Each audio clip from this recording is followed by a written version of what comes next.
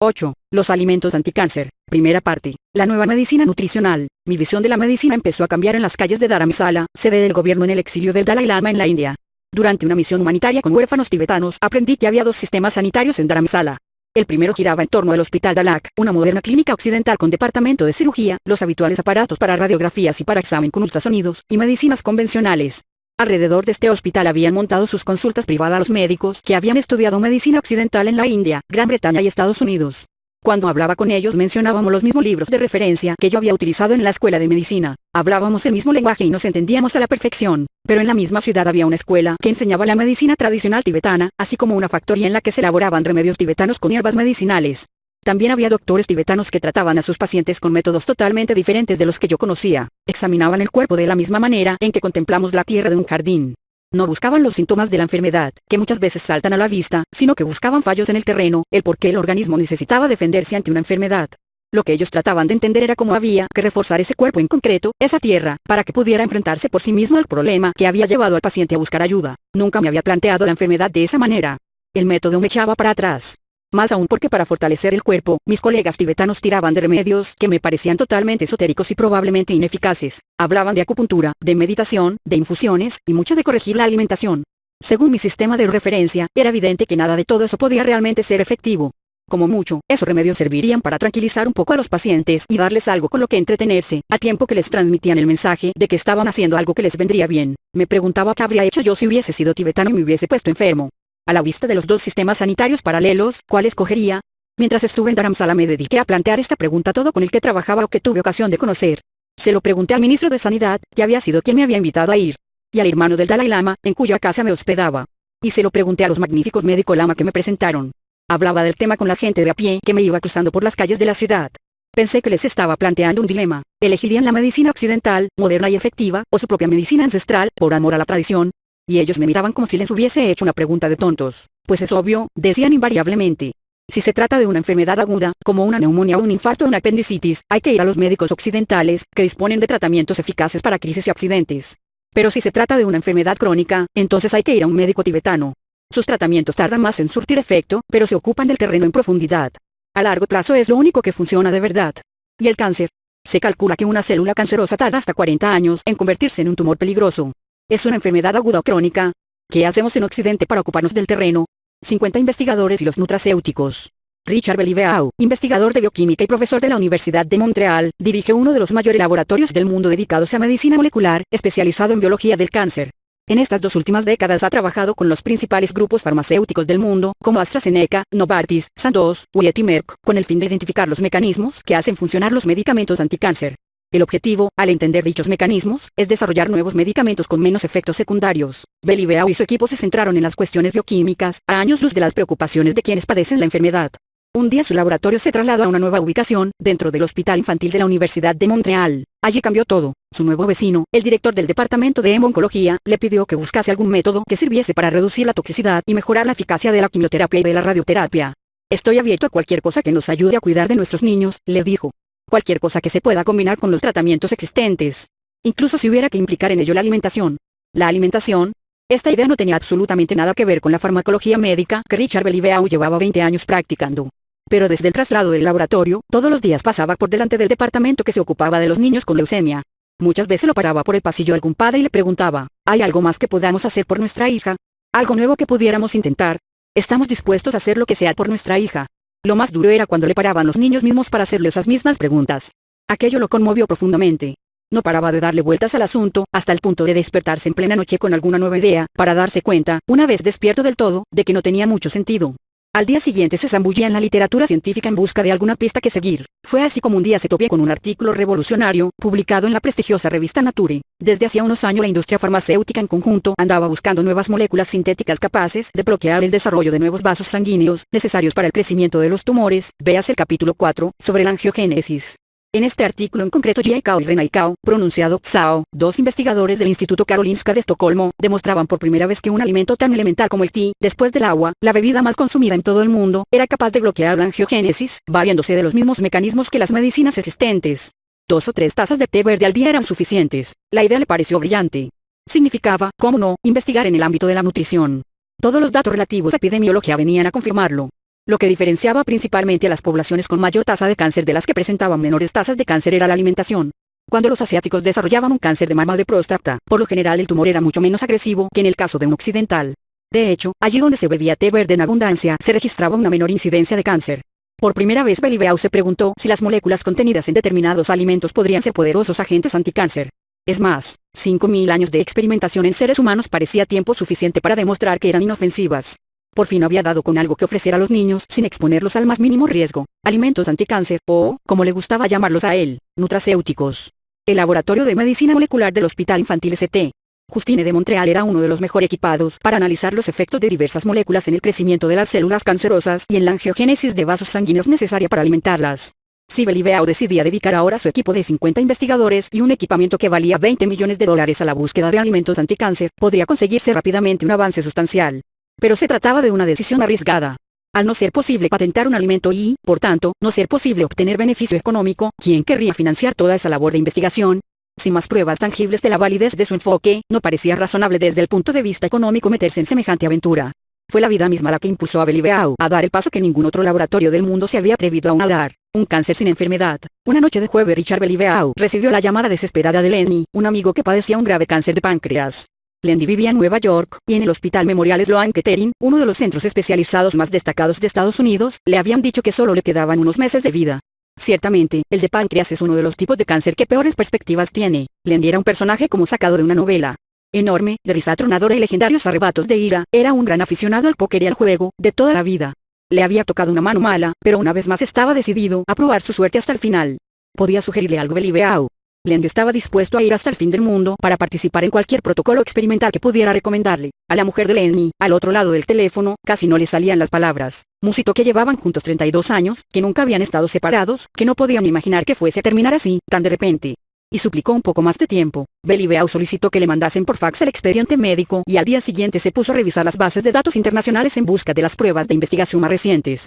Pero había muy pocas relacionadas con el cáncer de páncreas, y las existentes no admitían pacientes en un estado tan avanzado como el de Lenny. Apesadumbrado, telefoneó a la mujer de su amigo para comunicarle su fracaso. Entre lágrimas, ella le dijo que se había enterado de su reciente interés por la relación entre cáncer y alimentación. Le dijo que iba a cuidar de Lenny, de la A a la Z, todos los días hasta el final. Que él haría lo que ella le dijese, y que si a Beliveau se le ocurría alguna sugerencia, las probarían todas. Que no tenían nada que perder, y de verdad no había nada que perder. Si sus ideas eran acertadas, era el momento de darle a alguien necesitado la oportunidad de beneficiarse de ellas. Beliveau se pasó todo el fin de semana revisando la base de datos de Medline 20. Extrajo artículos de toda clase de fuentes relacionados con alimentos que poseían un efecto comprobado en la lucha contra el cáncer, calculó concentraciones de sustancias fitoquímicas que podían obtenerse en cantidades empleadas en cocina, y evaluó cómo las asimilaba el intestino, así como la biodisponibilidad para los tejidos. Al cabo de 2 días de intenso trabajo, tenía en las manos un primer listado de alimentos que combaten el cáncer, sobre el que basaría posteriormente un libro 12. La lista incluía, entre otros, diferentes clases de coles y repollos, brécol, ajo, soja, té verde, cúrcuma, frambuesas, arándanos y chocolate negro. Ese domingo por la noche llamó a la mujer de Lenny para pasarle la lista, junto con una serie de indicaciones fundamentales. El cáncer es como la diabetes. Hay que cuidarlo día a día. Disponéis de unos cuantos meses. Los alimentos de esta lista pueden tomarse sin ninguna excepción en todas las comidas a lo largo de dicho periodo. No se trata de que los tome solo de tanto en tanto. No debéis saliros de esta lista. También le dijo que quedaban prohibidas todas las grasas excepto el aceite de oliva o el linaza, con el fin de evitar los omega 6, que favorecen la inflamación. Y le recomendaba unas recetas japonesas que conocía y que le gustaban especialmente.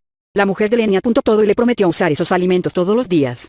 Era la única esperanza a la que podía agarrarse. Al principio le llamaba con frecuencia. Hizo religiosamente lo que había prometido, pero estaba asustada. Lloraba al teléfono, diciéndole: no quiero perderle, no quiero perderle. 2 semanas después su voz había cambiado. La primera vez que se levanta de la cama en los últimos 4 meses, le anunció: hoy comió con apetito. Día tras día, se confirmaba la mejoría. Se siente mejor.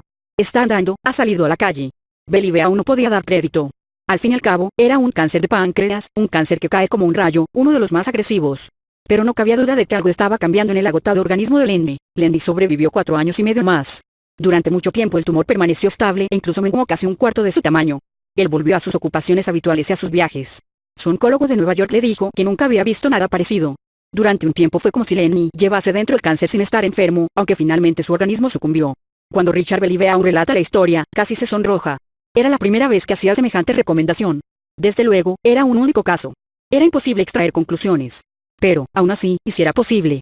Para un investigador que había dedicado toda su vida a la biología de la quimioterapia, aquello fue un shock. Pero, a decir verdad, ¿qué nos impide comer mejor durante la quimioterapia o después de ella? Comer de esta manera no comporta ningún inconveniente.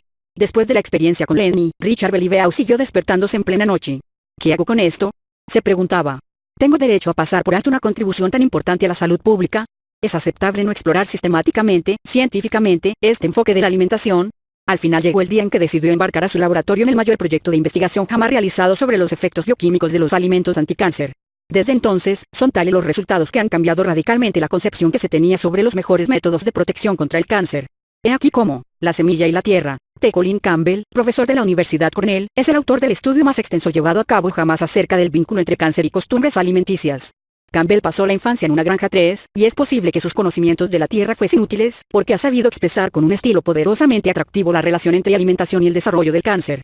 Ha comparado las 3 fases del crecimiento de un tumor, inicio, promoción y progresión, con el crecimiento de las malas hierbas. El inicio es la fase en que la semilla se asienta en la tierra. La promoción es la fase en la que la semilla se transforma en una planta.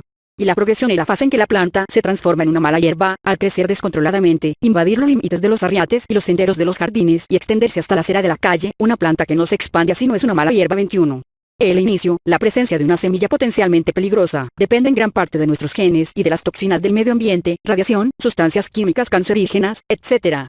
Pero el crecimiento de la semilla, la promoción, depende de que se den las condiciones indispensables para su supervivencia, una tierra favorable, agua y sol. En el libro que recogió sus 35 años de experimentación sobre el papel de los factores nutricionales en el cáncer, Campbell concluía, la promoción es reversible, dependiendo de si el desarrollo inicial del cáncer se encuentra uno en las condiciones adecuadas para seguir creciendo. Ahí es donde son tan importantes los factores alimenticios. Dichos factores alimenticios, denominados promotores, alimentan el crecimiento del cáncer. Otros factores alimenticios, llamados antipromotores, frenan el crecimiento del cáncer. El cáncer florece cuando hay más promotores que antipromotores. El crecimiento del cáncer se frena o se detiene cuando hay predominio de antipromotores. Es un proceso de tira y afloja. No se puede insistir lo suficiente en la profunda importancia de este aspecto de reversibilidad. 3. Aun dándose las condiciones nutricionales necesarias para una promoción óptima, como es el caso de la dieta occidental, se cree que menos de una de cada 10.000 células cancerosas logra convertirse en un tumor capaz de invadir tejidos. 4,5. Por tanto, al actuar sobre la tierra en la que se depositan estas semillas del cáncer, es posible reducir considerablemente sus posibilidades de desarrollarse. Seguramente esto es lo que les pasa a los asiáticos, que llevan en su organismo la misma cantidad de microtumores que los occidentales, pero cuyos microtumores no se convierten en agresivos quistes cancerosos. Como si de un jardín orgánico se tratase, podemos aprender a controlar las malas hierbas controlando la mezcla de tierra, es decir, limitando lo que las alimenta, promotores, y suministrándoles aquellos nutrientes que impiden su crecimiento, antipromotores. Esto es justamente lo que captó el gran cirujano inglés Stephen Paget, quien publicó en el Lancet de 1889 un artículo en el que describía su hipótesis y que sigue considerándose una autoridad 120 años más tarde. El nombre que le dio parece sacado de una fábula de Esopo, la hipótesis de la semilla y la tierra. 6. Un siglo después, los investigadores del Instituto de Investigaciones sobre el Cáncer de la Universidad de California, en San Francisco, demostraron en la revista Nature la actualidad de aquella idea, incluso aplicada a las muy agresivas células cancerosas. Si se despoja al entorno del tumor de los factores inflamatorios necesarios para su crecimiento, no podrá expandirse. 7. El hecho es que nuestra propia alimentación aporta directamente estos factores inflamatorios, estos fertilizantes del cáncer. Los principales fertilizantes alimenticios son los azúcares refinados, que hacen subir la insulina y el IGF proinflamatorios, las insuficientes cantidades de ácidos grasos omega 3 y el correspondiente exceso de omega 6, que se transforman en moléculas inflamatorias, y las hormonas de crecimiento presentes en la carne y en los productos lácteos no orgánicos, que estimulan también el IGF. Pero la alimentación también puede proveernos de antipromotores, como son todos los componentes fitoquímicos de algunas verduras y de determinadas frutas, que contrarrestan directamente los mecanismos inflamatorios. Véase más abajo. Cuando Richard Beliveau habla de la dieta occidental a la luz de estos resultados, se muestra consternado. Con todo lo que he aprendido en estos años de investigaciones, si me pidieran que diseñara hoy una dieta que promoviese al máximo el desarrollo del cáncer, no podría encontrar una mejor que nuestra alimentación actual. Alimentos que actúan como medicinas. Si determinados alimentos de nuestra dieta pueden actuar como fertilizantes para los tumores, hay otros que, por el contrario, contienen valiosas moléculas anticáncer. Como han puesto de manifiesto recientes descubrimientos, no se trata solo de las habituales vitaminas, minerales y antioxidantes. En la naturaleza, ante una agresión, los seres vegetales no pueden ni luchar ni huir. Para sobrevivir, tienen que estar provistos de unas poderosas moléculas capaces de defenderlos de las bacterias, de los insectos y de las inclemencias del tiempo. Estas moléculas son unos compuestos fitoquímicos que poseen propiedades antimicrobianas, antifúngicas e insecticidas, que actúan sobre los mecanismos biológicos de los posibles agresores. Además, tienen propiedades antioxidantes que protegen las células de la planta de la humedad y de los rayos del sol. Los antioxidantes evitan que las células se oxiden cuando sus frágiles mecanismos se ven expuestos a los corrosivos efectos del oxígeno. El té verde bloquea la invasión de los tejidos y la angiogénesis. El té verde, por ejemplo, que crece en climas especialmente húmedos, contiene numerosos polifenos llamados catequinas. Uno de ellos, el epigalocatequino galato EC, es una de las moléculas nutricionales más poderosas contra la formación de nuevos vasos sanguíneos por parte de las células cancerosas. Se destruye durante la fermentación que se precisa para elaborar el té negro, pero lo encontramos en grandes cantidades en el té que no se ha sometido a un proceso de fermentación y que, por lo tanto, permanece verde. Después de tomar 2 o 3 tazas de té verde, hay gran abundancia de EC en la sangre. Se propaga por todo el cuerpo sirviéndose de los capilares, y así rodea y nutre a todas las células del organismo. El EC se deposita sobre la superficie de cada célula y bloquea los interruptores, los receptores, cuya función es dar la señal que permite que células extrañas, como son las células cancerosas, penetren en los tejidos circundantes. 9. El EC también es capaz de bloquear los receptores que emiten la señal de formación de nuevos vasos. 1. Una vez que las moléculas de EC bloquean los receptores, estos ya no pueden responder a las órdenes que emiten las células cancerosas a través de los factores de inflamación, de invadir tejidos colindantes y de fabricar los nuevos vasos que se necesitan para el crecimiento de un tumor. En su laboratorio de medicina molecular de Montreal, Richard Beliveau y su equipo comprobaron los efectos del EC aislado del té verde en varias hileras de células cancerosas. Lo que observaron fue que frenaba sustancialmente el crecimiento de la leucemia, del cáncer de mama, de próstata, de riñón, piel y boca. 10. El té verde actúa también como desintoxicante del organismo, ya que activa los mecanismos del hígado capaces de eliminar más rápidamente las toxinas cancerosas del organismo. Y se ha demostrado en ratones que bloquea los efectos de las sustancias químicas cancerígenas responsables del cáncer de mama, de pulmón, de esófago, de estómago y de colon. 10. El té verde y la radioterapia. No existen muchas opciones terapéuticas para los niños que sufren tumores cerebrales. A menudo la radioterapia, que se emplea en adultos, es demasiado peligrosa para sus cerebros en pleno crecimiento. Pero las células del medulloblastoma infantil son mucho más sensibles a dosis muy pequeñas de radioterapia si antes se las ha hecho sensibles al tratamiento usando las activas y absolutamente inofensivas moléculas del té verde. 11. Ilustración 27. Las activas moléculas del té verde potencian el efecto de la radioterapia sobre las células de los tumores cerebrales al sensibilizarlos a las radiaciones. Por último, el efecto del EC es aún más llamativo si se combina con otras moléculas presentes habitualmente en las dietas asiáticas. Por ejemplo, con la soja. El Laboratorio de Nutrición y Metabolismo de la Universidad de Harvard ha demostrado que cuando se toma té verde y soja en la alimentación, la combinación potencia los efectos protectores observados cuando se toman por separado. Esto es válido tanto para el cáncer de próstata como para el de mama. 12. 13. Zhou, Yu y otros, 2003, Zhou, Yu y otros 2004. En la conclusión de su artículo, los investigadores escribieron, nuestro estudio sugiere que se pueden usar las sustancias fitoquímicas de la soja añadidas al té verde como un régimen alimenticio potencialmente eficaz a la hora de inhibir la progresión del cáncer de mama estrógeno dependiente. Estas palabras, expresadas con el extremadamente precavido estilo que caracteriza a los artículos científicos sobre el cáncer, por no hablar del reservado lenguaje de los investigadores de Harvard, son de lo más elocuentes. La soja bloquea hormonas peligrosas. También la soja contiene potentes moléculas fitoquímicas que contrarrestan los mecanismos esenciales para la supervivencia y propagación del cáncer. Se trata de las isoflavonas de la soja, en especial, genisteína, daipseína y gliciteína. Se denominan fitoestrógenos porque estas moléculas son muy similares a los estrógenos femeninos. Se sabe que la abundancia de estrógenos, naturales y químicos, en las mujeres occidentales es una de las principales causas de la epidemia del cáncer de mama. 14. Es por eso que hoy la terapia de sustitución hormonal solo se receta con muchísima precaución a mujeres postmenopáusicas, ya que se asocia con el incremento del riesgo de padecer cáncer de mama. 21a. Los fitoestrógenos de la soja son solo una milésima más activos desde el punto de vista biológico que los estrógenos naturales de la mujer. Y se comportan de modo similar al tamoxífeno, un medicamento que suele utilizarse para evitar recaídas en casos de cáncer de mama. Su presencia en la sangre reduce sustancialmente la excesiva estimulación del organismo por efectos de los estrógenos y, como consecuencia, puede frenar el crecimiento de tumores estrógeno dependientes. Sin embargo, la acción protectora de la soja frente al cáncer de mama solo se ha demostrado formalmente en mujeres que llevaban tomándola desde la adolescencia. No se ha demostrado su efecto protector contra el cáncer cuando el consumo se inició en la edad adulta. Dado que una de las isoflavonas de la soja, la genisteína, se asemeja mucho a las hormonas masculinas que estimulan el crecimiento del cáncer de próstata, se halla presente un mecanismo protector parecido en el caso de hombres que ingieren soja habitualmente. La soja y el cáncer de mama. A algunas pacientes con cáncer de mama se les ha aconsejado que no tomen productos elaborados con soja. En realidad, el consenso en la literatura científica sobre el tema indica que la soja no tiene ningún efecto peligroso en el cáncer de mama, al margen de ciertos experimentos realizados con suplementos alimenticios que contenían dosis elevadas, lo cual no es recomendable. Parece ser que la soja tomada regularmente, todos los días, puede reducir los efectos perniciosos de los xenoestrógenos, sobre todo cuando forma parte de una dieta rica en ingredientes anticáncer, té verde, verduras crucíferas, etc., y de las cantidades normales de comida, evitar los suplementos de isoflavonas. A la espera de más datos científicos concretos, la Agencia Francesa de Seguridad Alimentaria, AFSA, recomienda que las mujeres que hayan tenido cáncer de mama restrinjan el consumo de soja a cantidades moderadas, como mucho un yogur de soja al día o un vaso de leche de soja. Por otra parte, se ha sospechado que los extractos concentrados de isoflavonas que se venden como complementos alimenticios, consumidos durante la menopausia, promueven el crecimiento de los tumores y deberían evitarse. Es más, al igual que el EC y en el té verde, las isoflavonas de la soja también bloquean la angiogénesis.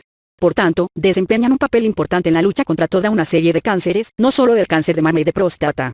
Por eso la soja en sus diferentes versiones, tofu, tempeh, miso, brotes de soja, soja germinada, etc., reúne todas las condiciones para formar parte de una alimentación anticáncer. La cúrcuma es un potente antiinflamatorio. Hay otro destacable compuesto culinario particularmente eficaz que procede también de Asia. Esta vez se trata de una especie dotada de unas propiedades asombrosas, la cúrcuma. En la India se consume una media de 1,5 y 2 g de cúrcuma al día, entre un cuarto y media cucharadita. La raíz de la cúrcuma da un polvo amarillo que constituye la principal especia del curry amarillo. Además es uno de los ingredientes más comunes de la medicina ayurvédica, por sus propiedades antiinflamatorias. Ningún otro alimento posee semejante efecto antiinflamatorio. La principal molécula responsable de dicho efecto es la curcumina. En el laboratorio se ha comprobado que la curcumina inhibe el crecimiento de un gran número de tumores, colon, hígado, estómago, mama, ovarios y leucemia, por ejemplo. También actúa en la angiogénesis y fuerza las células cancerosas a morir, a través de un proceso de suicidio celular conocido como apoptosis. En ratones, la curcumina impide el crecimiento de diversos tipos de tumores causados por las sustancias químicas cancerígenas 1617. No es de extrañar que, a la misma edad, los indios tengan 8 veces menos cáncer de pulmón que los occidentales, 9 veces menos cáncer de colon, 5 veces menos cáncer de mama y 10 veces menos cáncer de riñón 18. Ello cuando además los indios están muy expuestos a numerosas sustancias químicas cancerígenas presentes en su medio ambiente, a menudo a mayor escala que en el mundo occidental. El profesor Barack Agarwal de M.D. Anderson Cáncer de Houston está considerado un brillante iconoclasta. Uno de los investigadores sobre el cáncer más citados del mundo 19, es uno de los jefes del laboratorio dedicado a trabajar con terapias experimentales contra el cáncer. Igual que Beliveau en Montreal, su preeminencia en bioquímica y en farmacología no le ha impedido mantener el espíritu abierto a cualquier cosa que pudiera ayudar a combatir el cáncer. En sus tiempos de juventud, en Batala, Punjab, la medicina ayurvédica, de plantas medicinales, era la única medicina que teníamos, dice el propio Barack Agarwal, y nunca ha olvidado lo eficaz que era. Después de doctorarse por la Universidad de California en Berkeley, fue el primer biólogo contratado por Genentech, la célebre empresa de ingeniería genética, interesada en encontrar nuevos tratamientos moleculares para el cáncer. Trabajando en Genentech, en los años 90, Agarwal descubrió el papel de los factores inflamatorios en el desarrollo de los tumores, entre los cuales estaba el famoso mCAPAB. Tiempo después escribió que controlar los peligrosos efectos del mCAPAB en el cáncer es una cuestión de vida o muerte 20. Desde entonces, no ha parado de buscar los medios para contrarrestar los mecanismos cancerígenos que él mismo descubrió. La cúrcuma lleva más de 2000 años mencionándose en textos médicos de la India, China, Tíbet y Oriente Medio. Agarwal recuerda que su polvo amarillo era un ingrediente siempre presente en la cocina de su madre, en la India. Y de adulto se puso a analizar aquel polvo con la misma curiosidad científica que le habría inspirado una molécula nueva producida por la industria farmacéutica. Lo primero que demostró fue que la curcumina es muy activa contra el cáncer en cultivos de células 21. Después, en 2005, demostró que era capaz de actuar contra los tumores del cáncer de mama injertados en ratones, tumores que ya no respondían a la quimioterapia con Taxol 22. La administración a estos ratones de dosis de cúrcuma como las empleadas en cocina redujo de manera impresionante el avance de la metástasis. Todavía podían encontrarse microtumores en los pulmones, pero en la mayoría de los casos ya no podían crecer y ya no representaban una amenaza significativa 22. Para los oncólogos del muy ortodoxo M.D. Anderson Cancer Center, estos experimentos inverosímiles basados en remedios de la tradición popular no merecían mucha atención. Hace poco John Mendelsohn, presidente del centro y uno de los oncólogos más influyentes de Estados Unidos, coincidió con Agarwal en una conferencia y se quedó a escuchar su ponencia. Nada más terminar, asombradísimo, se acercó y le dijo, no tenía ni idea de que sus resultados fuesen tan científicos. A su regreso a Houston, Mendelsohn decidió organizar 3 pruebas clínicas con la curcumina. La primera prueba tiene que ver con uno de los cánceres de la sangre más frecuentes, el mieloma múltiple, la segunda implica experimentos con un cáncer ginecológico y la tercera consiste en investigar el potencial que pueda tener en la prevención del cáncer de pulmón con individuos de alto riesgo. Actualmente los 3 estudios se encuentran en pleno proceso y todavía no se conocen los resultados. La cúrcuma ilustra magníficamente el beneficio que aportan las grandes tradiciones culinarias, comparadas con el consumo de las sustancias aisladas. Cuando en Taiwán los investigadores probaron a tratar tumores cancerígenos con cúrcuma suministrada en cápsulas, descubrieron que el sistema digestivo apenas la absorbía 23. De hecho, cuando no se mezcla con pimienta, que es como se usa siempre en el curry, la cúrcuma no atraviesa la barrera intestinal. La pimienta multiplica por 2000 la absorción de la cúrcuma por parte del organismo 24. Así pues, la sabiduría india va muy por delante de la ciencia moderna en el descubrimiento de las afinidades naturales entre los alimentos. Cuando recababa información sobre mi cáncer, me quedé atónito al enterarme de que hasta los tumores cerebrales tan agresivos como el temido glioblastoma eran más sensibles a la quimioterapia si se recetaba el consumo de cúrcuma al mismo tiempo 25. Según averiguó el equipo de Agarwal en Houston, parece ser que el extraordinario efecto de la cúrcuma se debe en gran medida a su capacidad para interferir directamente con el caballero negro del cáncer que vimos en el capítulo 4, el NF-kappa, que protege las células cancerosas frente a los mecanismos de defensa del organismo. Toda la industria farmacéutica está tratando de dar con nuevas moléculas inocuas que puedan luchar contra este mecanismo de promoción del cáncer. Hoy se sabe que la cúrcuma es un potente antagonista del NF-kappa, y que más de 2 siglos de uso cotidiano de dicha especia en la cocina india han demostrado que es totalmente inocua. La cúrcuma se puede tomar también con derivados de la soja, para sustituir las proteínas animales y surtirse de la genisteína mencionada anteriormente, que elimina toxinas y ayuda a mantener la angiogénesis a raya. Y si a esto le añadimos una taza de té verde, imagínese qué cóctel tan poderoso tenemos, sin el menor efecto secundario, para mantener a raya tres de los principales mecanismos de crecimiento del cáncer. Setas para estimular el sistema inmune. En Japón las setas shiitake, maitake, kawaratake y enokitake son alimentos de primera necesidad. Y hoy están también en los hospitales, donde se suministran a los pacientes durante el tratamiento de quimioterapia 26-29. Estas setas contienen una molécula llamada lentinano que, combinada con otros polisacáridos que tienen también en gran cantidad, estimula directamente el sistema inmunitario. Por ejemplo, la tasa de cáncer de estómago es hasta un 50% más baja entre los campesinos japoneses que consumen grandes cantidades de estas setas, en comparación con los que no 30. Según estudios de universidades japonesas, el número de células inmunes y su actividad aumentan considerablemente en pacientes a los que se les suministran extractos de setas, y la actividad de las células inmunes aumenta incluso dentro del propio tumor 28, 31, 34. Los investigadores de la Universidad de Kyushu, en Japón, han demostrado que los pacientes de cáncer de colon viven más tiempo si se les ha dado estas setas durante o después de la quimioterapia 28. Probablemente se deba a que la activación de su sistema inmune frena el crecimiento del tumor. En el laboratorio de Belibeu se han analizado diferentes setas para comprobar qué beneficios pueden aportar en la lucha contra las células del cáncer de mama. Las setas asiáticas no son las únicas que poseen efectos beneficiosos. Algunas, como la seta de cardo, pueden detener casi totalmente el crecimiento del cáncer en cultivos de células. Ilustración 28. Crecimiento celular, cáncer de mama. Ilustración 28. Diferentes tipos de setas que actúan directamente sobre el crecimiento de las células del cáncer de mama. Línea celular MDA, 231, 35. Los frutos rojos. Moras, frambuesas, fresas, arándanos. En la lucha contra el cáncer, la industria farmacéutica está también siguiendo activamente la pista de los medicamentos que pueden combatir la angiogénesis. Richard Belibeu lleva desde mediados de los años 90 trabajando en los medicamentos antiangiogénicos que la industria le ha pedido que analice en su laboratorio. Su labor consiste en criar in vitro células de vasos sanguíneos sometidas a aceleradores del crecimiento similares a los que fabrican los tumores cancerosos. Con ayuda de una micropipeta, les aplica una diminuta dosis de la medicación que está analizando para medir su capacidad de impedir la formación de nuevos vasos sanguíneos. Luego, hay que esperar varios días para poder detectar algún efecto, a menudo relativamente sutil. Belibeu recuerda mañanas en que ha llegado al laboratorio impaciente por saber si tal o cual nueva molécula ha pasado la prueba. Cada vez que observaba un efecto prometedor, le daba una subida de adrenalina y cogía el teléfono para anunciarle a la empresa farmacéutica: hemos conseguido una. Esos prometedores resultados espoleaban a la empresa correspondiente a invertir aún más fondos en el trabajo del Dr. Belibeu, y este se encontraba de repente dirigiendo un programa de investigación a gran escala. Pero siempre había algo que ensombrecía esta escena tan halagüeña, pues en esta clase de investigaciones el 95% de las prometedoras moléculas sintéticas acaban en agua de borrajas cuando se analizan en animales y, a continuación, en personas. Aun siendo efectivas contra las células cancerosas en un tubo de ensayo, normalmente son demasiado tóxicas para ser recetadas. Sin embargo, hoy la atmósfera que se respira en el laboratorio de medicina molecular del Hospital St. Justine ha dejado de ser así. En lugar de evaluar una nueva molécula química, Belibeu decidió hace poco tiempo examinar el potencial antiangiogénesis de un extracto de frambuesa.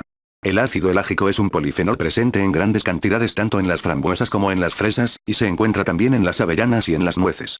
En dosis equivalentes a una porción alimenticia normal de frambuesa o de fresa, está demostrado que el ácido elágico es capaz de ralentizar significativamente el crecimiento del tumor en ratones expuestos a agresivas sustancias cancerígenas. Analizándolo con el mismo rigor que aplica a cualquier medicamento, Belibeu ha descubierto que el ácido elágico de las frambuesas es potencialmente tan efectivo como los medicamentos conocidos por sus efectos para frenar el crecimiento de los vasos sanguíneos. De hecho, ha demostrado que el ácido elágico actúa contra los dos mecanismos más comunes de estimulación de los vasos sanguíneos. Beximjev, 36. Richard Belibeu era consciente de la importancia de este descubrimiento. Si se hubiese tratado de una molécula farmacéutica, su fax no habría parado en todo el día y le habrían llovido las becas de investigación. Y más aún en este caso teniendo en cuenta que no se corría el riesgo de descubrir después que la prometedora molécula es demasiado tóxica para administrarla al hombre. Al fin y al cabo, los homínidos llevan desde la prehistoria ingiriendo frambuesas. Entonces, ¿a quién tendría que telefonear? Al no caber la posibilidad de patentar frambuesas, no había nadie con quien compartir por teléfono el entusiasmo del hallazgo, ni beca de investigación que ganar. Los pequeños frutos como la fresa o la frambuesa, o la nuez, la avellana y la pacana, son aún más prometedores. A diferencia de los medicamentos antiangiogénicos clásicos, su acción no se limita a este único mecanismo. El ácido elágico elimina también las toxinas de las células, pues bloquea la transformación de las sustancias cancerígenas del medio ambiente en sustancias tóxicas y estimula la eliminación de toxinas 36.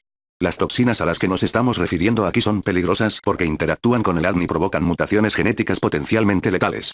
De ahí que podamos considerar el ácido elágico algo así como una supermolécula que actúa en diversos frentes y sin ningún efecto secundario. Otro alimento anticáncer natural es la cereza, que contiene ácido glucárico, una sustancia capaz de desintoxicar el organismo al facilitar la eliminación de los xenoestrógenos procedentes de las sustancias químicas del medio ambiente. 37. Los arándanos, por su parte, contienen antocianidinas y proantocianidinas, moléculas capaces de forzar el suicidio de las células cancerosas, la apoptosis. 38. Se ha visto en el laboratorio que estas moléculas actúan sobre varias líneas cancerosas y resultan particularmente efectivas contra el cáncer de colon. Otras fuentes ricas en proantocianidinas son el arándano rojo, la canela y el chocolate negro. 39. Especias y hierbas, en el mismo saco que el Glybec. En 2001 la Food and Drug Administration, la Administración Estadounidense para los Alimentos y los Medicamentos, aprobó en tiempo récord un nuevo medicamento anticáncer, el Glybec. Se trata de una medicación eficaz en el tratamiento tanto de la leucemia común como de un cáncer intestinal muy poco frecuente y típicamente mortal. En una apasionada entrevista publicada en The New York Times, el Dr. Larry Norton, oncólogo y expresidente de la American Society for Clinical Oncology, así como uno de ellos principales oncólogos del Hospital Memorial Sloan Kettering de Nueva York, no se anduvo con rodeos. Según él, los efectos del Glybec son un milagro. 40. De hecho, para los oncólogos el Glybec representa el comienzo de un enfoque totalmente novedoso en el tratamiento del cáncer. En lugar de tratar de envenenar las células cancerosas, como hace la quimioterapia, el Glybec bloquea los mecanismos celulares que permiten que el cáncer siga creciendo día tras día. Actúa en uno de los genes que estimulan el crecimiento del cáncer, pero en estos momentos se cree que su mecanismo de acción principal probablemente consista en bloquear uno de los resortes que estimulan la creación de nuevos vasos, el receptor PDGF. Administrado diariamente, puede contener el crecimiento del cáncer que deja así de ser peligroso. Como dice Judah Folkman, el descubridor de la angiogénesis, hemos alcanzado la fase de cáncer sin enfermedad. 41. Pues bien, resulta que muchas hierbas y especias actúan de modo similar al Glybec. Esto es válido para la familia de las labiadas, por ejemplo. En esta familia se clasifican la hierbabuena, el tomillo, la mejorana, el orégano, la albahaca y el romero. Todas ellas son ricas en ácidos grasos de la familia de los terpenos, que son los que las hacen tan aromáticas. Se ha comprobado que los terpenos actúan sobre una gran variedad de tumores, ya que reducen la expansión de las células cancerosas o bien provocan su muerte. Uno de estos terpenos, el carnosol del romero, afecta la capacidad de las células cancerosas de invadir tejidos cercanos. Cuando es incapaz de extenderse, el cáncer pierde su malignidad. Es más, los investigadores del National Cancer Institute han demostrado que el extracto de romero ayuda a que la quimioterapia penetre en las células cancerosas. En cultivos de tejidos, reduce la resistencia de las células del cáncer de mama a la quimioterapia. 42. En los experimentos de Richard Belliabau, la apigenina, abundante en el perejil y el apio, ha demostrado tener un potente efecto inhibidor de la creación de vasos sanguíneos, necesarios para el desarrollo del tumor, en un grado similar al del Glybec. Este efecto se produce incluso con concentraciones muy pequeñas, parecidas a las observadas en la sangre después de haber tomado perejil en la comida. 35. Estimulación de la migración de vasos sanguíneos. Ilustración 29. Los flavonoides, presentes comúnmente en hierbas como el tomillo, el romero y el perejil, inhiben en la misma medida que el Glybec el mecanismo por el que se generan nuevos vasos sanguíneos. La sinergia de los alimentos. Afortunadamente, la lista de alimentos cuyas moléculas actúan contra el cáncer es mucho más larga de lo que la gente suele imaginar. En el apéndice encontrará el lector una lista, no exhaustiva, por supuesto. 23. He aquí un breve resumen de algunos de los principales resultados de las investigaciones descritas hasta ahora. 1. Ciertos alimentos son promotores del cáncer y alimentan los mecanismos que estimulan el crecimiento del cáncer. Hemos hablado de ellos en el capítulo 6. 2. Otros alimentos son antipromotores. Bloquean los mecanismos necesarios para el crecimiento del cáncer o bien fuerzan a las células cancerosas a morir. 3. El alimento actúa todos los días, 3 veces al día. Por tanto, tiene una considerable influencia en los mecanismos biológicos que aceleran o frenan el crecimiento del cáncer. La medicina suele actuar sobre un solo factor. La última generación de medicamentos anticáncer se enorgullece de ofrecer tratamientos contra objetivos precisos. Esto quiere decir que dichas medicinas intervienen en una fase molecular concreta, esperando así limitar sus efectos secundarios. Los alimentos, por el contrario, actúan sobre varios mecanismos a un tiempo. Y lo hacen suavemente, sin provocar efectos secundarios. En cuanto a las combinaciones de alimentos que tomamos en la comida, nos permiten actuar sobre un número aún mayor de mecanismos presentes en el cáncer. De ahí que sea tan complicado analizar su acción en el laboratorio, pues el número de combinaciones posibles que habría que examinar es astronómico. Sin embargo, la variedad misma de combinaciones es además la razón que explica que sean tan prometedoras. En el MD Anderson Cancer Center de Houston, el profesor Isaiah Fidler, director de biología del cáncer, estudia las condiciones en las que las células cancerosas se las ingenian para invadir otros tejidos y aquellas en las que no logran su objetivo invasor. Fidler muestra a sus colegas una imagen de un cáncer de páncreas visto a través del microscopio. Su equipo ha conseguido colorear las células en función de los diferentes factores de crecimiento, los fertilizantes, a los que reaccionan. Los factores de crecimiento permiten que el tumor se implante, crezca y resista los tratamientos a los que se lo somete. En este experimento aparece un tumor de páncreas coloreado en verde, rojo y amarillo, colores que indican los factores de crecimiento, más un tinte azul que indica dónde están los núcleos. La presencia de los diferentes colores indica que la mayor parte de las células del tumor se aprovechan de diferentes factores de crecimiento. ¿Qué quiere esto decir? Pregunta Fiedler a su auditorio, señalando con su láser una diapositiva que muestra el colorido tumor. Si tratamos las zonas rojas, las verdes nos aniquilarán. Si tratamos las verdes, las rojas nos matarán. La única solución es atacarlas a todas a la vez. 43. Nota. Las células del cáncer de páncreas están literalmente alfombradas de receptores para los diferentes factores de crecimiento. Hay que atacar simultáneamente todos estos factores, con la esperanza de frenar el crecimiento del cáncer. Imagen cedida por el laboratorio del profesor Fiedler en el MD Anderson Cancer Center de la Universidad de Texas en Houston. 43. Los investigadores del Colegio Universitario de Ciencias Médicas de Nueva Delhi, sin duda influidos por la gran tradición médica ayurvédica, han puesto de manifiesto hasta qué punto determinadas combinaciones de alimentos pueden actuar en sinergia para proteger al organismo de las sustancias cancerígenas. 44. La exposición crónica de las ratonas a una sustancia cancerígena muy conocida, el MBA, provocó la aparición de tumores de mama en el 100% de los casos. Esto era válido siempre que no se les administrase determinadas sustancias presentes habitualmente en una dieta sana. Las sustancias nutricionales analizadas fueron: el selenio, presente sobre todo en los cereales y verduras de agricultura ecológica, así como en el pescado y el marisco; el magnesio, presente en las espinacas, las nueces, las avellanas, las almendras, los cereales integrales y ciertas aguas minerales; la vitamina C, presente en casi toda la fruta y verdura, sobre todo en los cítricos y las verduras verdes, así como en el repollo y las fresas; y la vitamina A, en toda la fruta y verdura de colores intensos, así como en los huevos. Entre las ratonas que recibieron solo uno de estos componentes junto con la sustancia cancerígena mencionada, la mitad desarrolló un tumor. Entre las ratonas que recibieron dos de dichas sustancias a la vez, solo un tercio desarrolló cáncer. Si se combinaban tres componentes, la proporción de ratonas enfermas se reducía a 1 de cada 5, y a solo 1 de cada 10 entre aquellas que consumían los 4 componentes. Tal como demuestran las estadísticas, simplemente consumiendo una combinación de ingredientes presentes en los alimentos más comunes y corrientes, estas ratonas pasaban de un riesgo del 100% de desarrollar cáncer a un 90% de probabilidades de escapar de él. 44. Esta llamativa diferencia es, muy probablemente, el resultado de una sinergia entre los diferentes compuestos nutricionales, que actúa frenando o bien bloqueando los mecanismos que promueven el crecimiento del cáncer. Justamente este enfoque sinérgico, combinatorio, es el tipo de terapia que propone Isaiah Fiedler. Muertes por cáncer de mama. Ilustración 31. Una combinación de componentes de los alimentos posee un efecto mucho mayor que un solo componente. Por sí solo, un único agente reduce el riesgo de padecer cáncer de mama en un 50% en ratonas expuestas a una potente sustancia cancerígena. 4 componentes administrados a la vez reducen el riesgo en un 90 por 10.000. 44. Un cóctel de verduras para combatir el cáncer. Si la hipótesis de Beliveau es cierta, la sinergia entre los alimentos anticáncer consumidos a diario debería reducir significativamente el desarrollo de los cánceres. Por eso, tiene sentido combinar todos estos componentes en un cóctel de verduras. En su laboratorio del Hospital St. Justina, el equipo de Beliveau ha evaluado el efecto de dicho cóctel en ratones gravemente enfermos. Los ratones desnudos tienen un fallo genético que no solo los deja sin pelo sino también sin sistema inmunitario. Están indefensos frente a cualquier infección, pero no presentan rechazo ante los injertos de células cancerosas humanas. Cuando se les inyecta debajo de la piel células del cáncer de pulmón humano, desarrollan unos enormes tumores que pueden llegar a representar el 5% de su peso, el equivalente a un tumor de 3 o 4 kilos en una persona.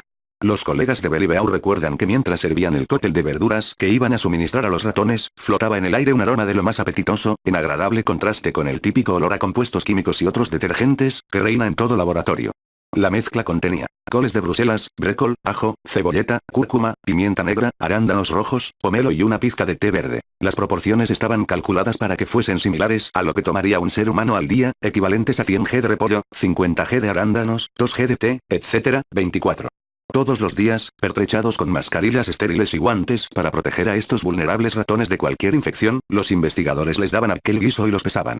Al cabo de apenas una semana, los ratones que no habían recibido la sopa desarrollaron deformes tumores bajo la piel. Los que se alimentaron de aquel cóctel anticáncer de verduras parecían encontrarse en mucho mejor estado. Se movían más de acá para allá, estaban más espabilados y tenían mejor apetito. Pero sobre todo, aunque esos ratones no tenían sistema inmunitario y llevaban células cancerosas debajo de la piel, los tumores que desarrollaron tardaron mucho más tiempo en emerger y crecieron mucho más despacio. Ilustración 32. Ilustración 32. Los ratones privados de sistema inmunitario que consumen a diario un cóctel de verduras anticáncer junto a su alimentación habitual, gozan de mejor salud, a la derecha, y desarrollan tumores malignos mucho menos graves que los de los ratones que se alimentan solamente con su dieta habitual, a la izquierda. 45. Fue así como Lenny sobrevivió tantos años con un cáncer típicamente agresivo. Fue la comida que le preparaba especialmente su mujer lo que mantuvo a raya el cáncer, al bloquear simultáneamente los diferentes factores de crecimiento de su cáncer de páncreas. No podemos estar seguros, pero lo que sí es cierto es que de ningún modo pudo poner su salud en peligro por seguir aquella dieta. Todos los días, en cada comida, podemos escoger los alimentos que defenderán nuestro organismo de la invasión del cáncer al eliminar las sustancias tóxicas cancerígenas, ayudar a nuestro sistema inmune, bloquear el desarrollo de nuevos vasos sanguíneos, necesarios para el crecimiento de los tumores, impedir que los tumores creen la inflamación que les sirve de fertilizante, promover el suicidio de las células cancerosas. Los alimentos, más importantes que la contaminación. El hecho de que los alimentos anticáncer sean capaces de desintoxicar el organismo al eliminar muchas sustancias cancerígenas reviste una importancia muy especial. Por ejemplo, de ello cabe concluir que aunque ciertas frutas y verduras no ecológicas o bioorgánicas estén contaminadas por pesticidas, el impacto positivo de las moléculas anticáncer se impone al efecto negativo de las sustancias cancerígenas. Como arguye T. Colin Campbell, profesor de Cornell, en lo concerniente al cáncer los alimentos vencen siempre a las sustancias contaminantes. 3. Segunda parte. ¿Por qué no se han incluido aún en el tratamiento convencional del cáncer las recomendaciones sobre nutrición? A lo largo de los últimos 5.000 años todas las grandes tradiciones médicas han utilizado la alimentación como una vía para influir en el curso de la enfermedad. La nuestra no es ninguna excepción. En el siglo V a.C. Hipócrates dijo, que el alimento sea tu medicina y tu medicina tu alimento. 46. En 2003 Nature publicó un largo artículo que, con un estilo más moderno, concluía, actualmente la quimioprevención a través de sustancias fitoquímicas comestibles está considerada un método asequible, fácilmente aplicable, aceptable y accesible para controlar y tratar el cáncer. 8. No obstante, que facultativo occidental se refiere en su consulta médica a la alimentación, que en la medicina ayurvédica, china y árabe sigue representando uno de los pilares. Cuando volví a visitar a mi oncólogo tras la segunda operación que siguió a la recaída de mi tumor cerebral, me disponía a iniciar un año de quimioterapia. Le pregunté si tenía que modificar mi dieta de alguna manera, para sacar el mejor partido posible del tratamiento y evitar así otra recaída. A pesar del celo que había demostrado a la hora de cuidar de mí, a pesar de su paciencia y bondad, cultivadas durante años de ver a pacientes angustiados, su respuesta fue absolutamente estereotipada. Pues come lo que te apetezca. No va a cambiar mucho la cosa. Pero, hagas lo que hagas, tú procura no adelgazar. Eché un vistazo a los libros de oncología que representan los cimientos de la formación de muchos de mis colegas. El mejor ejemplo sería Cáncer, Principios y Práctica de Oncología 47. Se trata de una lectura indispensable para todo futuro oncólogo, escrito por el profesor Vincent T. DeVita, exdirector del National Cancer Institute y una personalidad célebre por su descubrimiento del método de curación de la enfermedad de Hodgkin mediante quimioterapia combinada. En la última edición de su notoria obra, que marca la pauta de la oncología en todo el mundo, no hay ni un solo capítulo dedicado al papel de la nutrición en el tratamiento del cáncer y en la prevención de recaídas. Como todo el que ha padecido un cáncer, cumplo cada 6 meses con el ritual de comprobar que mi organismo sigue manteniendo a raya las células cancerosas que escaparon inevitablemente a la cirugía y a la quimioterapia. En la sala de espera del enorme centro médico universitario estadounidense en el que me hacen el chequeo, hay toda clase de folletos a disposición de los pacientes.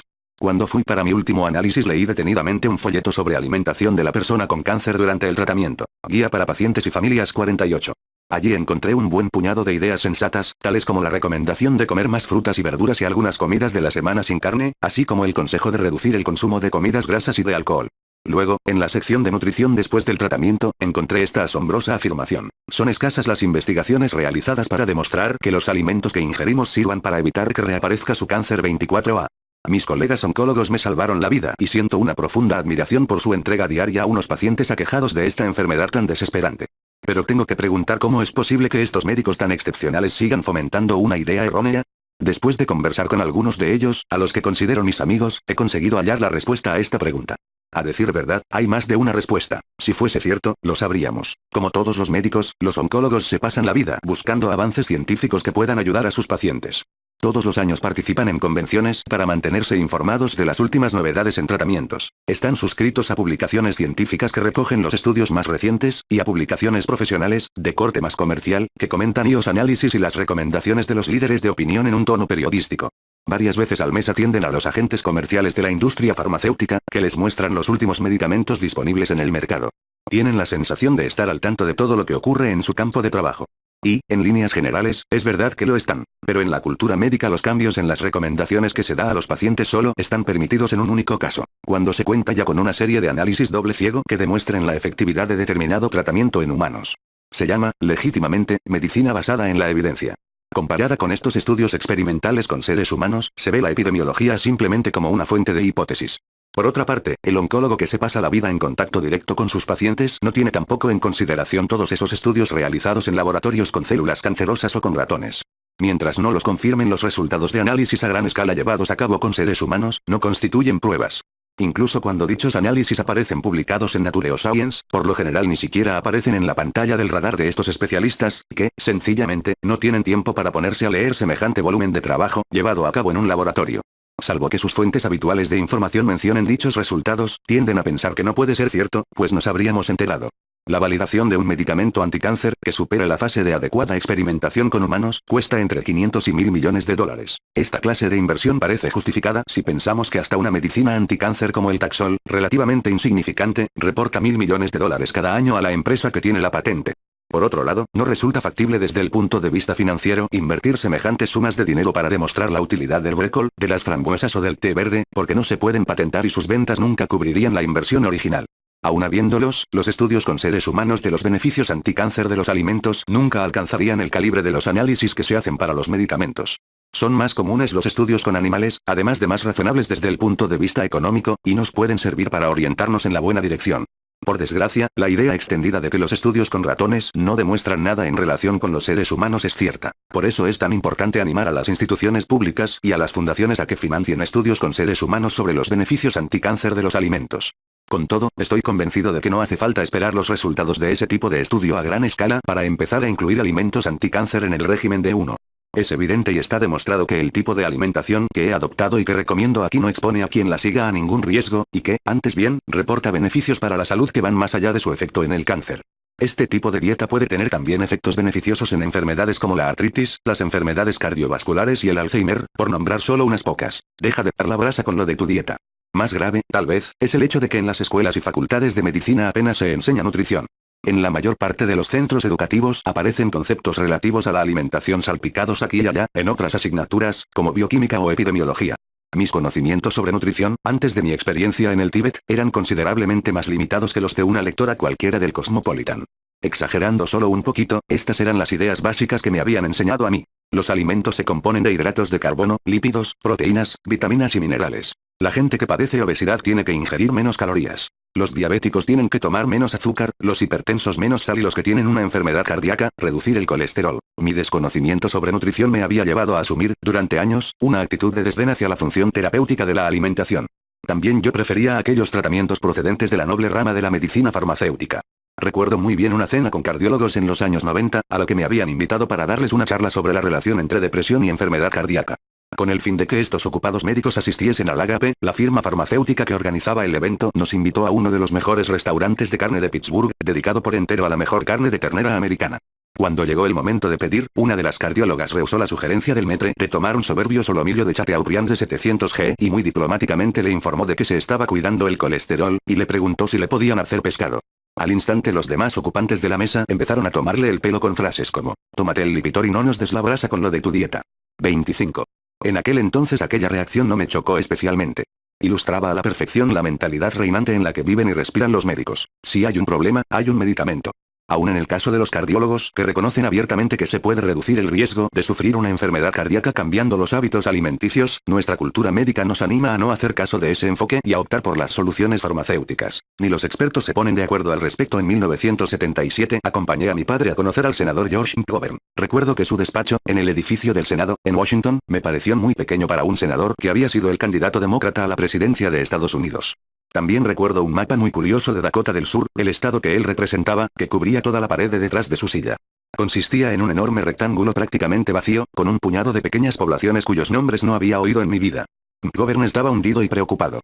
Se enfrentaba a una revuelta mucho más devastadora que los ataques a Nixon en su cuartel general de Watergate durante la campaña presidencial de 1972. He cometido el peor error de toda mi carrera política, nos dijo.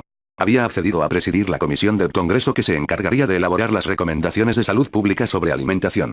Los expertos que habían comparecido ante la comisión habían presentado unos resultados apabullantes, que decían que las enfermedades coronarias habían aumentado vertiginosamente desde la Segunda Guerra Mundial, mientras que en aquellos países en que la alimentación era más rica en verduras que en productos animales dichas enfermedades eran casi inexistentes. Los epidemiólogos habían observado también que durante la guerra, cuando hubo racionamiento de carne y productos lácteos, la tasa de enfermedades cardíacas había descendido sustancialmente. Con la mejor de las intenciones, la comisión había publicado un informe que parecía basado en el sentido común.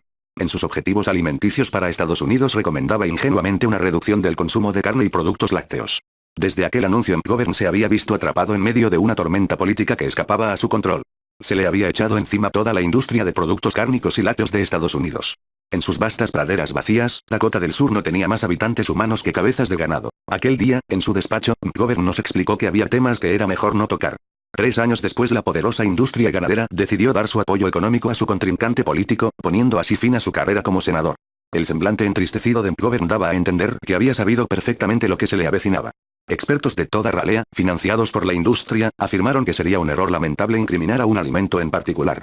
Las grasas saturadas que aparecían incriminadas en el informe no solo se encontraban en la carne y los productos lácteos, explicaban en términos eruditos, sino también en el pescado, lo cual es cierto, pero en cantidades mucho menores. Así pues, la industria se las ingenió para que se cambiaran las recomendaciones, de tal modo que la reducción del consumo de un alimento en concreto no se recomendó nunca más de manera explícita. Con ello, la comisión dejó a la ciudadanía sumida en la más absoluta confusión, tal vez durante décadas. Lo que debía haber sido un mensaje claro y simple se convirtió en un ininteligible galimatías que al final no tuvo impacto alguno. Como recalcaba Michael Pollan, profesor de periodismo en Berkeley, en un artículo publicado en The New York Times Magazine, el único mensaje que recibió la gente era el que lanzan los autores cuando no quieren que nada cambie. Los expertos no se ponen de acuerdo 55. Igual que los pacientes, los médicos se hallan atrapados en medio de un movimiento de tenaza entre dos poderosos sectores de la industria. Por un lado tienen a la industria farmacéutica que, con su lógica natural, les ofrece soluciones farmacológicas fáciles, en lugar de alentar a los pacientes a ponerse las pilas. Y por otro tienen a la industria alimentaria, que protege celosamente sus intereses desalentando la difusión de recomendaciones abiertamente explícitas sobre el nexo entre alimentos y enfermedad. Y lo que ambas tienen en común es el más hondo deseo de que nada cambie. Para aquellos que, como yo, desean protegerse del cáncer es inaceptable seguir haciendo el papel de víctimas pasivas de estas fuerzas económicas. La única opción que nos queda es armarnos de toda la información disponible sobre lo que podría ayudarnos a controlar la enfermedad sin dañar nuestro organismo. La buena noticia es que contamos ya con suficientes datos sobre los efectos anticáncer de la alimentación como para que todo el mundo empiece ya a aplicarse el tratamiento. La gente no quiere cambiar. ¿Realmente estamos dispuestos a ayudarnos a nosotros mismos? Recuerdo una conversación con un colega médico en una convención en la que yo había presentado datos sobre el deterioro de las costumbres alimenticias en Occidente desde la Segunda Guerra Mundial. Había insistido en la urgencia de corregir dichos hábitos. Puede que estés en lo cierto, David, pero la gente no quiere cambiar, me dijo. No sirve de nada decirles todo eso. Lo único que quieren es que les demos una medicina y olvidarse del tema. Yo no sé si tiene razón o no. Pero sí sé que no es cierto en mi caso. Y prefiero creer que no soy el único que piensa así. De lo que no hay duda es de que a las instituciones les cuesta cambiar. Después de mi último análisis en el Centro Oncológico Universitario, paré un momento en la cafetería, ubicada en un local muy agradable, con techo de cristal, cerca de la entrada del edificio. Allí descubrí 8 tipos de tés e infusiones, Darjeeling, Earl Grey, manzanilla y varias tisanas de hierbas con aroma a frutas. Ciertamente, era una gran variedad para una cafetería de hospital. Pero nada de té verde.